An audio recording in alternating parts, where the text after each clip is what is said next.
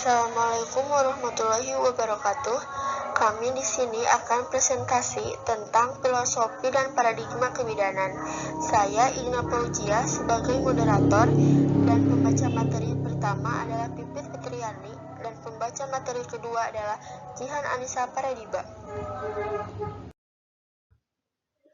Filosofi bidan. Filosofi menggambarkan keyakinan dan nilai yang dianut oleh bidan. Jadi, filosofi kebidanan dapat diartikan sebagai keyakinan atau cara pandang dan nilai yang dianut oleh seorang bidan dalam memberikan pelayanan kebidanan. Falsafah disebut juga filosofi atau filsafat. Menurut Kamus Besar Bahasa Indonesia, falsafah yaitu anggapan atau pandangan hidup. Filosofi kebidanan merupakan pandangan hidup atau penuntun bagi bidan dalam memberikan pelayanan. Filosofi kebidanan menurut Guillain and Panman. Filosofi kebidanan meliputi 4 aspek yaitu hamil, bersalin, dan masa nifas adalah peristiwa alamiah atau natural dan fisiologis atau normal. Peran bidan adalah kehamilan normal, persalinan normal, dan masa nifas normal, woman-centered, and continuity of care. Dalam menjalankan perannya, bidan memiliki keyakinan yang dijadikan panduan dalam memberikan asuhan. Keyakinan tersebut meliputi 1. Keyakinan tentang kehamilan dan persalinan. Keyakinan tentang kehamilan dan persalinan merupakan suatu proses alamiah dan bukan penyakit. Yang kedua, keyakinan tentang setiap perempuan. 3. Keyakinan fungsi profesi dan manfaatnya. Fungsi utama profesi bidan adalah mengupayakan kesejahteraan ibu dan bayinya. Yang keempat, keyakinan tentang pemberdayaan perempuan dan membuat keputusan. Yang kelima, keyakinan tentang tujuan utama asuhan kebidanan, yaitu untuk menyelamatkan ibu dan bayi atau mengurangi kesakitan dan kematian. Yang keenam, keyakinan tentang kolaborasi dan kemitraan. Yang ketujuh, bidan berkeyakinan bahwa setiap individu berhak memperoleh pelayanan kesehatan yang aman dan memuaskan. Kedelapan, setiap individu berhak untuk dilahirkan secara sehat. Yang kesembilan, pengalaman melahirkan anak. Paradigma kebidanan.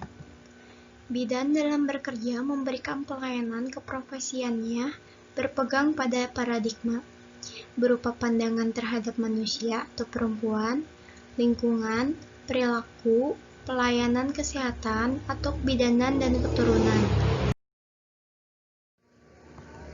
Komponen paradigma kebidanan. Yang pertama, perempuan atau manusia merupakan makhluk fisiko, sosiokultural yang utuh dan unik, mempunyai kebutuhan dasar yang unik dan bermacam-macam.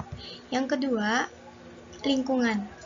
Merupakan semua yang terlibat dalam interaksi individu pada waktu melaksanakan aktivitasnya, baik lingkungan fisikososial, biologis maupun budaya. Yang ketiga, perilaku. Merupakan hasil dari berbagai pengalaman serta interaksi manusia dengan lingkungannya yang terwujud dalam bentuk pengetahuan, sikap, dan tindakan. Yang keempat, pelayanan kesehatan adalah bagian integral dari sistem pelayanan kesehatan yang diberikan oleh bidan yang telah terdaftar dan dapat dilakukan secara mandiri, kolaborasi, atau rujukan. Yang kelima, keturunan. Merupakan salah satu faktor yang menentukan kualitas manusia yang sehat dilahirkan oleh ibu yang sehat. Manfaat paradigma kebidanan. Manfaat paradigma kebidanan dalam asuhan kebidanan. Asuhan kebidanan adalah penerapan fungsi dan kegiatan yang menjadi tanggung jawab dalam memberikan pelayanan kepada klien yang mempunyai kebutuhan atau masalah dalam bidang kesehatan ibu pada masa hamil, masa bersalin, nifas, bayi setelah lahir, serta keluarga berencana. Paradigma kebidanan bermanfaat bagi bidan dalam memberikan asuhan kebidanan antara lain: A. Manfaat bagi bidan. Yang pertama, membantu bidan dalam mengkaji kondisi klien. Yang kedua, membantu bidan dalam memahami masalah dan kebutuhan klien. Yang ketiga, memudahkan dalam merencanakan dan melaksanakan asuhan yang berkualitas sesuai dengan kondisi klien. B. Manfaat bagi klien. Yang pertama, membantu klien untuk mendapatkan rasa nyaman dan aman dalam menerima asuhan kebidanan. Yang kedua, membantu klien dalam meningkatkan kemampuan berperan serta sebagai individu yang bertanggung jawab atas kesehatannya. Yang ketiga, meningkatkan perilaku positif klien yang akan meningkatkan kesehatan ibu dan anak. Sekian presentasi dari kelompok kami, semoga dapat dimengerti. Wassalamualaikum warahmatullahi wabarakatuh.